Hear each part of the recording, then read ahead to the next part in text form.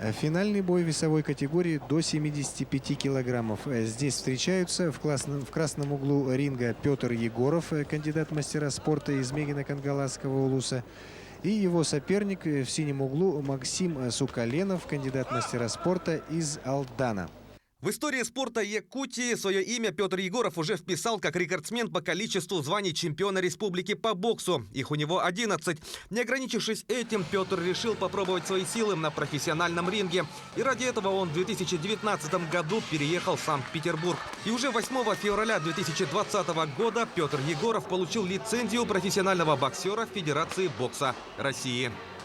Алексей Михайлович Шуцукин есть такой тренер. Там профессионал.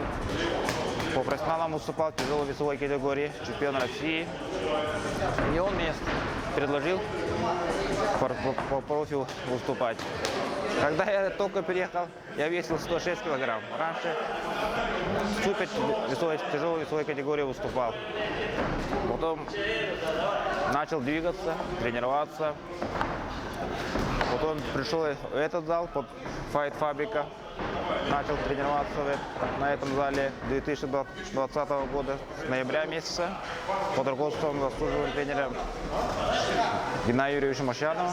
Свой дебютный бой на профессиональном ринге Петр провел летом прошлого года в Сочи. Соперником якутского бойца стал Игорь Вельчицкий, имеющий в своем активе 4 победы. Бой прошел в первом тяжелом весе по формуле 4 раунда по 3 минуты. К сожалению, для якутского боксера дебют не сложился.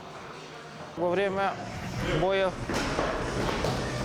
в втором раунде я большой палец сломал левой руки. И в итоге после 4 раундов по очкам с раздельным решением судьи проиграл бой. Он раньше до меня провел 7 боев в профессиональном ринге. Ну, получилось так. Я думал, выиграю, но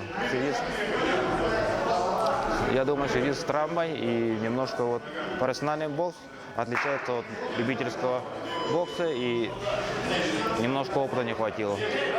Суперчемпион мира по версии Всемирной боксерской ассоциации в полутяжелом весе Дмитрий Бивол, говоря о своем товарище по клубу Fight Фабрика Петре Егорове, подчеркнул, что в профессиональном боксе многое зависит не только от боксера. Да, здесь очень важна команда, здесь очень важна поддержка, хороший менеджер, хороший тренер, промоутер.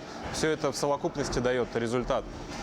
Воспитанник якутского бокса Петр Егоров своим мастерством, профессиональным отношением к любимому виду спорта доказал право тренироваться вместе с лучшим боксером мира 2022 года и стал полноправным членом ведущего боксерского клуба Санкт-Петербурга. Как и многие якутские боксеры, с характером, да, то есть он не сдается в ринге, он характерный, он трудолюбивый, он заряженный, хочет добиться чего-то в этом виде спорта. Я желаю ему только успехов. Первопроходцам всегда непросто, но, как гласит крылатое латинское выражение «per aspera et astra» – через тернии к звездам, к далекой цели приходишь, преодолевая трудности. Воспитанник якутского бокса Петр Егоров, несмотря на все тяготы и лишения, готов идти к заветной мечте.